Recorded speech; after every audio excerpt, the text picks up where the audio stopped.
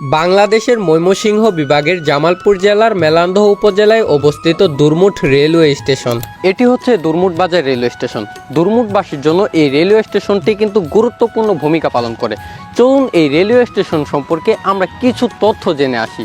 1885 সালে ঢাকা থেকে ময়মনসিংহ পর্যন্ত রেলপথ চালু হলে সেই লাইনে গড়ে ওঠে দুরমুট স্টেশন। তখন থেকে এটি যাত্রী ও পণ্য পরিবহনের একটি গুরুত্বপূর্ণ কেন্দ্র হিসাবে পরিচিত। বর্তমানে এই স্টেশন দিয়ে চলাচল করে Dewanganj commuter, Jamalpur commuter, Bhawal express সহ নানান লোকাল ট্রেন। প্রতিদিন অসংখ্য মানুষ এই স্টেশন ব্যবহার করে যাতায়াত করেন। নিলিবিলি প্রকৃতির মাঝে দাঁড়িয়ে থাকা এই স্টেশন যেন মনে করিয়ে দেয় 90 দশকের দিনগুলো। এখানে নেই কোনো আধুনিক যাত্রী ছাউনি।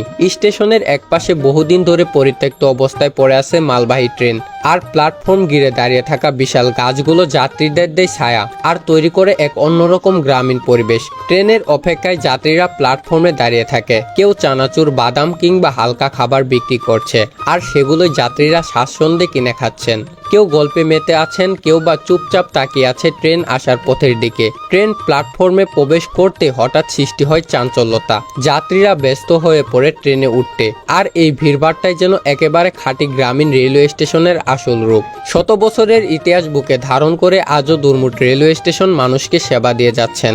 অবকাঠামোগত সীমাবদ্ধতা থাকলেও গ্রামীণ মানুষের কাছে এটি এখনো যাতায়াতের অন্যতম ভরসা। সঙ্গে ছিলাম আমি নাইমুল ইসলাম নাইম, বাংলার মাটি। আজকের ভিডিও এই পর্যন্তই। যদি ভিডিওটি ভালো লাগে তাহলে লাইক, কমেন্ট, শেয়ার করতে পারেন। আসসালামু আলাইকুম, আল্লাহ হাফেজ।